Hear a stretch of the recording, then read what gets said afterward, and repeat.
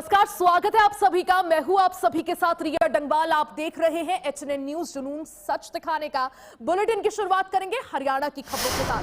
धर्मनगरी कुरुक्षेत्र में 11 अप्रैल को महात्मा ज्योतिबा फुले जयंती के मौके पर राज्य स्तरीय समारोह का आयोजन किया जाएगा। ये कार्यक्रम बाबैन के गांव बरगट में आयोजित होगा, जिसमें मुख्यमंत्री नायब सिंह सैनी मुख्य अतिथि के रूप में शामिल होंगे। मुख्यमंत्री नायब सिंह सैनी समाज सभा के प्रधान गुरनाम सैनी ने प्रेस वार्ता में जानकारी देते हुए बताया कि कार्यक्रम में हरियाणा सरकार के कई मंत्री, सांसद और कई लोग शिरकत करेंगे। उन्होंने कहा कि समारोह को लेकर प्रशासन द्वारा सुरक्षा के पुख्ता इंतजाम किए गए हैं।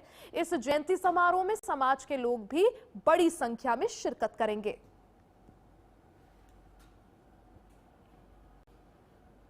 इस महात्मा ज्योतिबा फुले की जयंती में पहुंच रहे हैं और इनके साथ सैनी समाज सभा से हमारे गणमान्य व्यक्ति, समाज के उद्योगपति और सभी सर्व समाज से गणमान्य व्यक्ति और कुरुक्षेत्र की सभी संस्थाओं के प्रधान और उनके पदाधिकारीगण और पूरे हरियाणा से हमारे समाज के गणमान्य व्यक्ति इस महात्मा ज्योतिबा फुले जी की जयंती में बबैन के अंदर।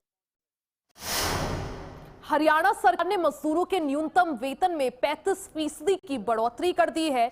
अब अनस्किल्ड मजदूरों को 11,274 रुपए की जगह हर महीने 15,220 रुपए मिलेंगे, जबकि अन्य श्रेणियों के वेतन में भी बड़ा इजाफा किया गया है। डीसी अजय कुमार ने इस बारे में जानकारी देते हुए कहा कि नई दरें 1 अप्रैल यानी 1 अप्रैल से लागू हो चुकी है, जिसे सभी श्रमिक भाइयों और बहनों से अपील की है कि वो किसी भी प्रकार की अफवाहों पर ध्यान ना दे, शरारती तत्वों के बहकावे में ना आए। राज्य सरकार द्वारा न्यूनतम वेतन दरों संबंधित अधिसूचना को जारी की गई है, जिसके तहत मिनिमम वेजेस न्यूनतम वेतन दरों 35% तक की वृद्धि की गई है। इसके तहत अनस्किल्ड लेबरर्स के लिए अब जो वेज रेट हैं वो 15,220 रुपये प्रति माह, सेमी स्किल्ड के लिए 16,780 रुपये प्रति माह, स्किल्ड लेबरर्स के लिए 18,500 रुपये प्रति माह और हाईली स्किल्ड के लिए 19,425 रुपये प्रति माह हो गए और ये वेतन 1 अप्रैल 2026 से लागू है। मेरा भाई बहनों से आग्रह है कि किसी भी अफवाहों पर यकीन ना करें, किसी भी शरारती तत्व की बातों में ना आए। हरियाणा के सोनीपत में पीडब्ल्यूडी रेस्ट हाउस में प्रेस कॉन्फ्रेंस की गई। इस दौरान बीजेपी प्रदेश प्रवक्ता राजकुमार कटारिया ने बताया कि इस साल डॉक्टर भीमराव अंबेडकर जयंती पूरे प्रदेश में धूमधाम से मनाई जाएगी। राज्य स्तरीय मुख्य कार्यक्रम पंडला में आयोजित होगा, जिसमें मुख्यमंत्री नायब सिंह सैनी मुख्य अतिथि के रूप में शामिल होंगे, जबकि संयोजन कैबिनेट मंत्री कृष्ण बेदी भी इसका आयोजन करेंगे। उन्होंने कहा कि डॉक्टर भीमराव अंबेडकर जीवन समाज के वंचित वर्गों के उत्थान के लिए समर्पित है और वो सभी के लिए प्रेरणा स्रोत है। इस मौके पर वरिष्ठ नेता राजीव जैन ने भी महान व्यक्तियों के सम्मान की जनता पार्टी की सरकार जब से देश में आई है, बाबा साहब भीमराव अंबेडकर ही नहीं बल्कि देश के उन महापुरुषों को सम्मान देने का काम किया जिन्होंने इस देश को दिशा दी। उसमें हमारे महर्षि वाल्मीकि भी है, संत रविदास जी है, संत कबीर जी है और इसके अलावा भी जो हमारे पुरुष हुए, सबकी जन्म जयंती जो है मनाने का काम जो है सरकार ने किया और उसके साथ साथ हमारे देश को आज़ाद कराने जो शहीद हुए और जिनका इतिहास में कहीं नहीं हुआ, उनको भी मान सम्मान देने के लिए सरकार ने अपने स्तर पर उनकी जयंतियां मनाने का, पुण्यतिथि मनाने का काम शुरू किया। देश की आज़ादी के बाद जिस तरह से बाबा साहब भीमराव अंबेडकर जी को बहुत लंबे समय के बाद भारत रत्न दिया गया, इसी तरह से नेताजी सुभाष चंद्र बोस को भी बहुत लंबे समय के बाद जो है देश आज़ाद होने के उनको जो है भारत रत्न प्रदान किया। हरियाणा के कैथल नगर परिषद में वित्त वर्ष 2026-27 का 113 करोड़ रुपए का बजट पास किया गया। इस संबंध में हुई हाउस मीटिंग में चेयरपर्सन सुरभि गर्ग सभी पार्षद शामिल रहे। बैठक में बजट को मंजूरी देने के साथ ही चल रहे विकास कार्यों पर चर्चा की गई। चेयरपर्सन सुरभि गर्ग ने कहा कि यदि किसी भी निर्माण कार्य में ठेकेदार लापरवाही या सामग्री का उपयोग करता है तो नागरिक तुरंत इसकी सूचना दे ताकि दोषियों पर सख्त कार्य जा सके। उन्होंने स्पष्ट किया कि नगर परिषद का उद्देश्य पारदर्शी तरीके से विकास कार्यों को गति देना है और किसी भी तरह की अनियमितता बर्दाश्त नहीं की जाएगी। नगर परिषद में सभी पार्षदों की सर्वसम्मति से हमने बजट की मीटिंग पास की है और इस बार हमने 113 करोड़ का प्रपोज्ड बजट रखा है जो पिछले साल के मुकाबले 27 करोड़ से ज़्यादा है। पिछली बार हमारा बजट 86 करोड़ था और इस बार हमने 113 करोड़ का बजट प्रपोज्ड किया है 2026 से 2027 तक का। और हम चाहते हैं कि सभी वार्डों में 31 के 31 जो हमारे वार्ड हैं उसमें सभी में समान रूप से विकास कार्य हो, सफाई के कार्य हो, सभी सुचारू तरीके से बजट पास किए। बिल्कुल उस ठेकेदार को हमने नोटिस जारी कर दिया है और मैं हर जगह जहां भी जाती हूँ मैं आपके माध्यम से पूरी हमारे शहरवासियों को ये अपील करती हूँ कि किसी भी क्वालिटी में कोई कॉम्प्रोमाइज नहीं किया जाएगा। अगर किसी भी शहरवासी को कहीं भी लगता है कि ठेकेदार गलत काम कर रहा है तो वो उसकी शिकायत डायरेक्ट मुझे या झज्जर में एक युवक की गोली हत्या के मामले में बड़ा खुलासा हुआ है। मृतक के पिता ने इससे सुनियोजित हत्या बताते हुए आरोप लगाया कि उनके बेटे को सुपारी देकर मरवाया गया। उन्होंने दावा किया कि करीब 5 महीने पहले गांव के ही एक व्यक्ति ने बेटे को जान से मारने की धमकी दी थी। पिता ने पुलिस की भूमिका पर भी सवाल उठाते हुए मिलीभगत का शक जताया है और निष्पक्ष जांच की मांग की है। घटना में बदमाशों ने मृतक पर 14 राउंड फायरिंग की जिसमें 6 गोलियां लगी।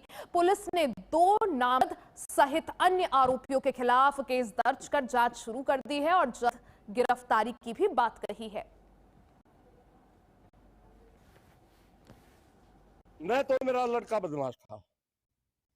मेरा लड़का को धमकी दिलवाई शिया में, यही कथित तत्कालीन के क्या फाइनेंसर बोलते क्या बोलते, क्यों इसका चाचा लगता था नेक में, चाचा की उससे इससे कई काम गलत भी कराए। मेरा लड़का इसने पुलिस में भेज दिया। कोई प्रमोशन का चक्कर में एक बलराज नाम का आदमी था, उसने सब इंस्पेक्टर था क्या था, उसने वो पिस्तौल मंगा अरे वो फंसा दिया उसी आदमी ने, उसी फाइनेंसर 1 साल पहले 1.5 साल पहले उसमें इस केस में। और 3 एक अपने सचेरे भाई से मेरे घर से मेरा लड़का लकड़िया, घर से निकला गाड़ी लेके और वो मोड़ पर खड़ा कर दिया।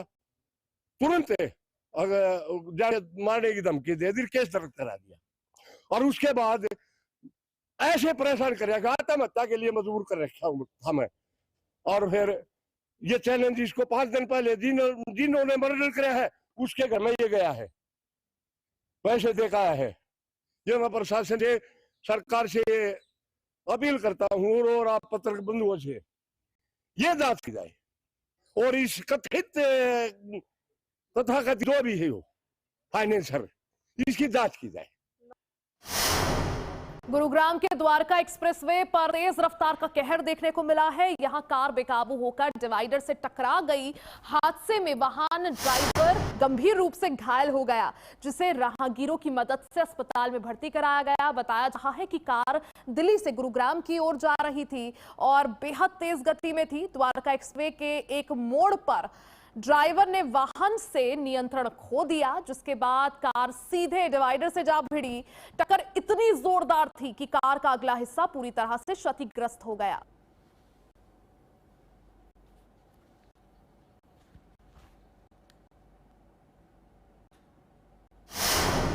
खबरें और भी हैं, अभी आपको दिखाएंगे, बने रहे हमारे साथ, देखते रहे एचएनएन न्यूज।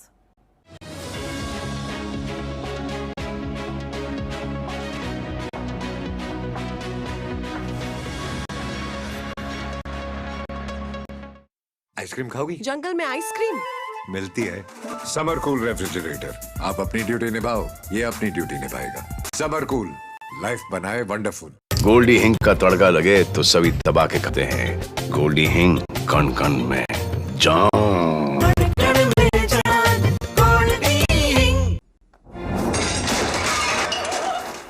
फर्श की टाइल्स को चेंज करो, बड़ी स्लिपरी हैं। थर्मोकूल वॉशिंग मशीन। थर्मोकूल, इंडिया का नया अंदाज। जहां हर खबर है पहाड़ों की तरह खूबसूरत और हर मुद्दा है उतना ही दमदार। चार धाम यात्रा हो या बारिश काल, पहाड़ों की सुरक्षा हो या सरकार के बड़े फैसले, हम बताएंगे आपको हर वक्त हर खबर के साथ। नई उत्तराखंड की नई आवाज, खबर उत्तराखंड, HNN न्यूज पर।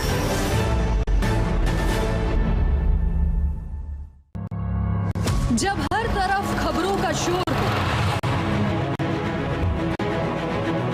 जब सच और अफवाह में फर्क ना हो, तब एक चैनल उठता है सवालों की रोशनी लेकर, आपके हित की आवाज बनकर। HNN न्यूज, जुनून सच दिखाएगा।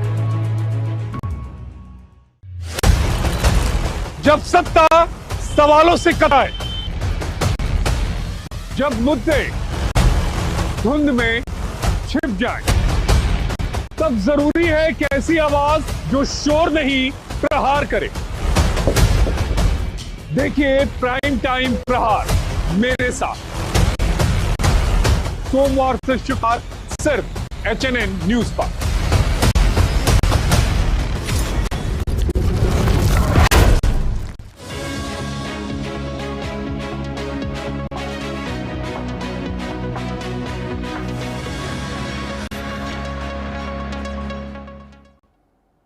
और एक बार फिर से आप सभी का स्वागत है। खबरों में आगे बढ़ते हैं। खबर वानी से है, जहां एक युवक के ब्रेन डेड होने के बाद उसके अंगों का दान कर 5 लोगों को नई जिंदगी दी गई। युवक के परिवार के इस निर्णय ने न केवल कई मरीजों को जीवन दान दिया, बल्कि समाज के सामने मानवता की एक मिसाल भी पेश की है। परिजनों की सहमति के बाद युवक के हार्ट, दोनों किडनी, लिवर को दान किए गए। साथ ही आंखों को भी सुरक्षित रखा गया और समय पर पहुंचाने के लिए PGI रोहतक से दिल्ली तक विशेष ग्रीन कॉरिडोर बनाया गया, जिसमें पुलिस और प्रशासन ने पूरा सहयोग किया।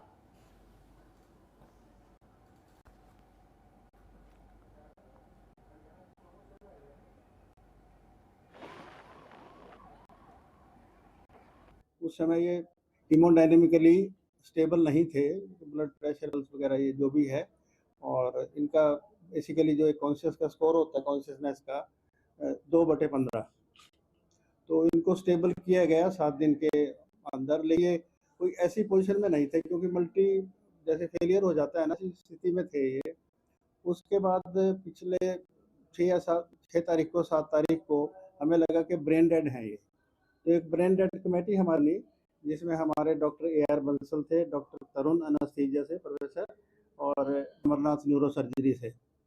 2 बार इसकी टेस्टिंग हुई ब्रेन डेड के लिए, और ये हमें महसूस हुआ कि ये अब ब्रेन डेड हैं और ये आगे रिवाइवल के चांसेस इनके नहीं हैं। उसके बाद हमारी जो एक टीम है हमारी सोटो की, स्टेट ऑर्गन टिश्यू ऑर्गेनाइजेशन की, जिसके डॉक्टर सुखवीर हेड हैं, और हमारे दीप्ति हैं, रोहित हैं जो ये कोऑर्डिनेटर हैं ट्रांसप्लांट, डॉक्टर तरुण यादव हैं। इन्होंने बहुत अच्छा इनके साथ तालमेल किया, पेशेंट के साथ मोटिवेशन किया ऑर्गेनाइजेशन के लिए, और परिवार बहुत अच्छा था। इनको एक मोटिवेशन की प्रोसेस थी, वो समझ में आई अच्छी तरह से, और वो एक तरह से तय हो गए कि हाँ, हम जो है इनके, अब क्योंकि बचना इन्होंने है नहीं, तो हम इनके होने के लिए तैयार। राजस्थान के सालासर धाम में हिसार के एक परिवार से मारपीट के मामले ने तूल पकड़ लिया है। घटना के विरोध में हिसार स्थित PGSD संस्थान में व्यापारिक संघों ने पंचायत बुलाई, जिसमें मामले की जांच के लिए कमेटी बनाने का भी प्रस्ताव गया। व्यापारियों ने कहा कि बाउंसर रखने वाले पुजारी नहीं हो सकते। जा रहा है कि 5 अप्रैल को हिसार का एक परिवार वीडियो कॉल के जरिए दर्शन कर रहा था, तभी वहां मौजूद बाउंसर्स ने उनके साथ कथित तौर पर मारपीट की, जिसके बाद विवाद लगातार बढ़ता जा रहा है।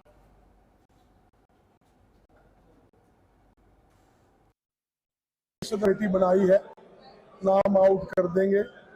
आज से ही कार्रवाई जारी है। जो संजय भाई के साथ सारा सरमदाम में हुआ कि हम निंदा करते हैं। वहां बॉक्सों द्वारा जो पीटा गया, उसके बाद 4 घंटे पुलिस द्वारा उनको हरासमेंट किया गया, फिर जबरन माफी मंगाई गई, वो सरासर गलत। मैं कहता हूँ गलती हो जाती है, बॉक्सों ने गलती कर दी, का प्रशासन की ड्यूटी थी, वो वहीं रफा दफा कर देता, माफी मांग लेता, भी हमारे से गलती हो गई, हमारी टीम से गलती होगी, हम इनको हटा देते हैं और माफी मांगा, किस्सा खत्म है। उल्टा इन पर दबाव देकर इनसे जो माफी मंगाई गई, इनको डराया गया, धमकाया गया कि तुम पे SC एक्ट लगा देंगे, तुम पे खिलाफ कार्रवाई कर देंगे, बाद में टेलीफोन आ रहे हैं, वो गलत है। मीटिंग में तो आज आपके आगे जी अब कमेटी बनाई जाएगी जी 21 या जितने की भी, उसके बाद मीटिंग के मेंबर कमेटी करेगी जी, कमेटी बनाने के बाद। अब पहले को जी आपके आगे मीटिंग हुई है जी, अब उसके बाद जैसे सी कमेटी बनने के बाद ही फैसला लिया जाएगा जी कि रणनीति क्या है। जो उन्होंने किया है वो पब्लिक उनकी सोच देख रही है। मैंने तो कह दिया है आप उस पोस्ट को डिलीट मत करना, मैं आप पे मानहानि का मुकदमा दर्ज करूंगा। हाँ जी देंगे जी, आज बैठ के अपना कमेटी बनाने के बाद आगे का हमारा यही रहेगा। ऐसे जी आप कटिंग करके कुछ मर्जी बनाओ, लेकिन जिन्होंने बना रखी है वीडियो उन्होंने डाल भी रखी है, हमारी तो डिलीट ही करवा दी थी सारी, हमारे फोनों से तो डिलीट ही करा दी थी जी। जिनके पास है, जिन्होंने डाली है, ओरिजिनल भी डाली है जी सबने, अब वो कटिंग कर रहे हैं, क्या कर रहे हैं वो आपको भी दिख जाएगा जी। यमुनानगर में महिला और बाल विकास विभाग ने 23 अप्रैल तक पोषण पखवाड़ा मनाया जा रहा है। इसी कड़ी में खंड रादौर की आंगनबाड़ी में पोषण अभियान की कार्यक्रम का आयोजन किया जा रहा है, जिसमें महिला और बाल विकास परियोजना अधिकारी कुसुम लता ने ग्रामीण महिलाओं को पोषण के प्रति जागरूक किया। पोषण पखवाड़े को लेकर एक सुंदर मॉडल भी प्रस्तुत किया जा रहा है, जिसमें सभी के आकर्षण का केंद्र वो मॉडल बन चुका है। सिर्फ इतना ही नहीं, एक गर्भवती महिला को भी पौष्टिक थाली भेंट की गई। इस अभियान का मुख्य उद्देश्य बच्चों के मानसिक विकास को प्राथमिकता देना है। आज महिला एवं बाल विकास विभाग द्वारा 8वां पोषण पखवाड़ा मनाया जाना शुरू हुआ है, जिसमें विभिन्न गतिविधियां करवाई जाएंगी खंड स्तर पर और आंगनबाड़ी स्तर पर। इसमें बच्चे के 6 साल के ऊपर ज्यादा ध्यान दिया जाएगा, ताकि उसका जो मस्तिष्क है वो अच्छे से विकसित हो सके और बच्चा आगे स्वस्थ और नागरिक बनकर निकले। और साथ ही साथ उनके पोषण के ऊपर भी ध्यान दिया जाएगा। और वहां पर हम नानी दादी की कहानियों के बारे में, कैसे कहानियों से बच्चे सीख सकते हैं ये बताया जाएगा, कैसे खेल उनको जो घर में सामान उपलब्ध होता है उनसे उनकी मानसिक विकास किया जाए वो बताया जाएगा उन्हें। गुरुग्राम में एक सनसनीखेज वारदात सामने आई है, जहां राजकीय माध्यमिक विद्यालय हेली मंडी में एक युवक की बेरहमी से हत्या कर दी गई। स्कूल पहुंचे टीचर और स्टाफ ने युवक की खून से लथपथ लाश देखी। मौके पर अफरा तफरी मच गई। मृतक की पहचान रवि के रूप में हुई है। पुलिस के अनुसार पर किसी भारी चीज से ताबड़तोड़ वार कर उसकी हत्या की गई। घर से शराब की खाली बोतल और नमकीन के पैकेट्स भी मिले हैं, जिससे आशंका जताई जा रही है कि वारदात रात के समय हुई होगी। फिलहाल पुलिस आसपास के सीसी फुटेज खंगाल रही है और हत्या के कारणों की जांच में जुटी हुई है।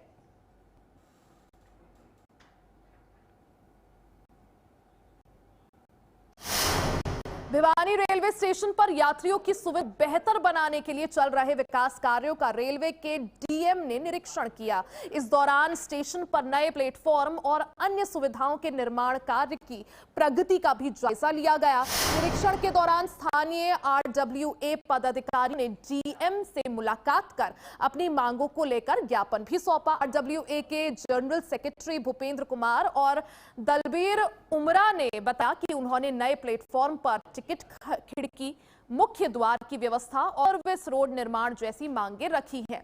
रेलवे अधिकारियों ने आश्वासन दिया कि इन मांगों पर गंभीरता से विचार किया जाएगा। उम्मीद जताई जा रही है कि विकास कार्य पूरे होने के बाद यात्रियों को बेहतर सुविधाएं मिल सकेंगी और आवागमन सुगम होगा।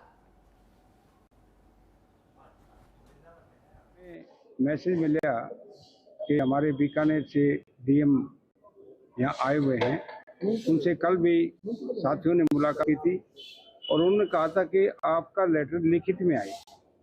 वो ज्ञापन देने के लिए आज हम रेलवे रेस्ट हाउस में इकट्ठे हुए और डीएम साहब से मुलाकात हुई और उसमें जो हमारे एरिया की लगभग 1 लाख की आबादी है, उसके लिए स्टेशन पर आने का कोई रास्ता नहीं है।